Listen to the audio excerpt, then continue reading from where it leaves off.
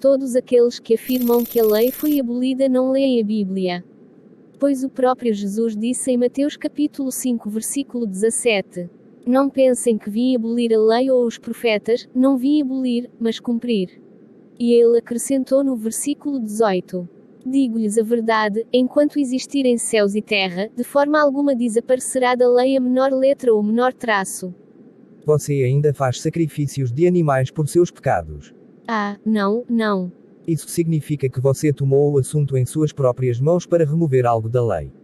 Pois o sacrifício de animais faz parte da lei. Além disso, está escrito em Tiago capítulo 2 versículo 10 que quem guarda toda a lei e tropeça em um ponto é culpado de quebra toda.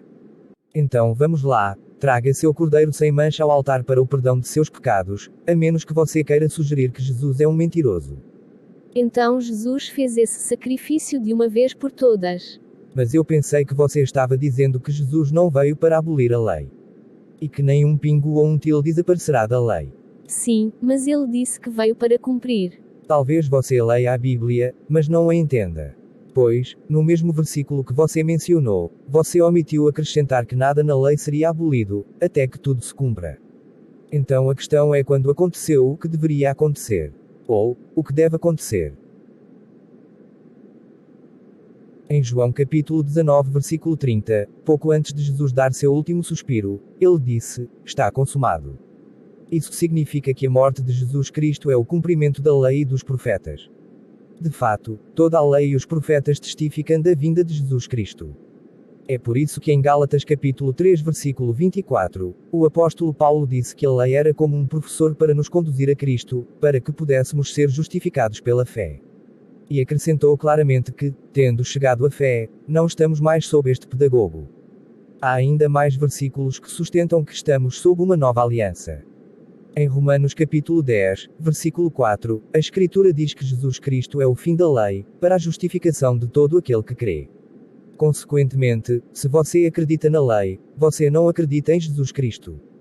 Quem então, seu sangue não está disponível para lavar seus pecados? Somente sua nova aliança, Grace, pode salvá-lo do sacrifício de animais e do pecado.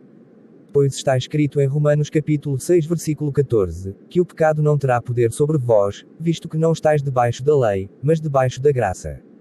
A graça é, portanto, a nova aliança que Deus prometeu ao povo de Israel. A vinda de Jesus Cristo cumpriu esta profecia em Jeremias capítulo 31 do versículo 31 ao 33 onde diz: Eis que vêm dias, diz o Senhor, em que farei uma nova aliança com a casa de Israel e a casa de Judá.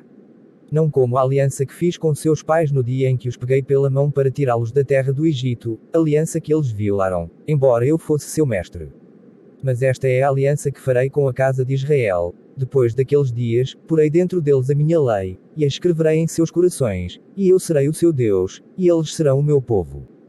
Isso significa claramente que com a graça vem um novo conjunto de leis.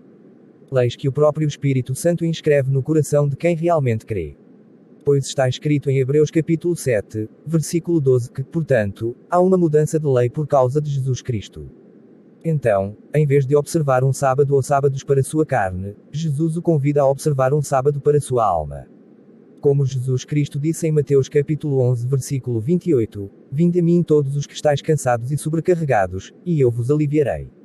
Você me fez sentir como se eu fosse aquele que não lê a Bíblia.